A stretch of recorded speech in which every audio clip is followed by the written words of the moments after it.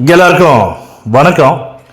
இந்த பதிவில் எதை பற்றி பார்க்க போகிறோம் அப்படின்னா, அதாவது மக்களே, தமிழ்நாட்டில் இப்போ என்ன அதிகமாக பெருக்கிறது ஓடிட்டு இருக்குதுன்னு கேட்டிங்கன்னா, சாராயத்தை குடிச்சிட்டு போதையில் என்ன பண்ணுறதுனே தெரியாமல் கொலை பண்ணிட்டு இருக்கிறானுங்க. அதுக்கப்புறம் கஞ்சா அடிச்சுட்டு கஞ்சா மூலமாக போதை தலைக்கேறி என்னென்ன பண்ணணும்னு தெரியாமல் அருவா எடுத்து மனுஷனை ஆடை வெட்டுற மாதிரி கோழியை வெட்டுற மாதிரி வெட்டிட்டு இருக்கிறானுங்க.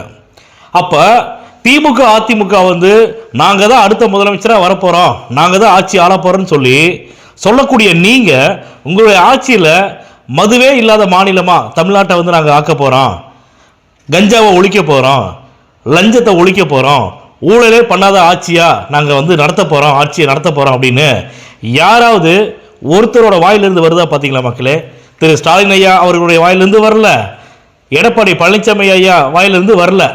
ஆனால் ஒரே ஒரு தலைவர், மக்களுக்கான தலைவர், புதுசாக அரசியல் கட்சி ஆரம்பித்து மிகப்பெரிய சம்பளத்தில் விட்டுட்டு இத்தனை வருஷமாக தனக்கு சாப்பாடு போட்டு அழகு பார்த்த மக்களை மகிழ்விச்ச திரு தளபதி விஜய் அவர்கள் அந்த துறையை வேணும்னு ஒதுக்கிட்டு தமிழக மக்களுக்காக எவன் எப்படி வேணாலும் பேசினாலும் சரி, கடுமையாக விமர்சனம் பண்ணாலும் சரி, விஜய தரக்குறைவாக பேசினாலும் சரி, யார் எப்படி வேணாலும் பேசுங்கடா, ஆனால் நான் தமிழக மக்களுக்காக, தமிழக மக்களை வாழ வைக்கிறதுக்காக, தமிழக மக்களுக்கு நல்ல நல்ல திட்டங்களை கொண்டு தமிழக மக்களை முன்னேற்றமடை செய்கிறதுக்காக நான் அரசியலுக்கு வந்திருக்கேன்னு சொல்லிட்டு யார் எது பேசினாலுமே அவங்கள ஓரம் கட்டிட்டு தளபதி விஜய் அவர்கள் நிற்கிறாங்க களத்தில். அப்படின்னா தளபதி விஜய் அவர்கள் மாதிரி வேற எந்த அரசியல் தலைவர் இப்போ நான் சொன்னேன் இல்லையா, முன்னாடி சொன்னேன் இல்லையா, அந்த மாதிரி யார் பேசுனாங்கன்னு சொல்லுங்க.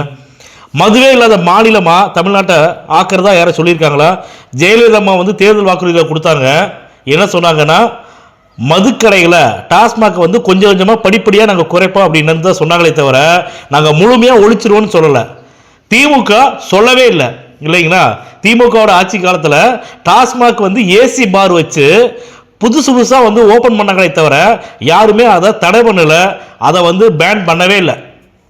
இதனால யாரு பாதிக்கப்படுறான்னா, ஏழை எளிய மக்களும் நடுத்தர மக்களும் ஒரு நேர சாப்பாடுக்கு கூட கஷ்டப்படக்கூடிய அந்த தமிழ்நாட்டு மக்கள் தான், பொதுமக்கள் தான் கஷ்டப்பட்டு இருக்கிறாங்க.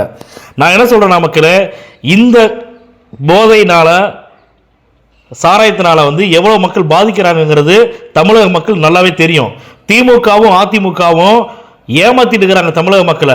அதனால 2026 சட்டமன்ற தேர்தலில் தளபதி விஜய் அவர்களை முழுசா நம்பி தமிழக மக்கள் விஜயத்தை முதலமைச்சராக போறாங்க.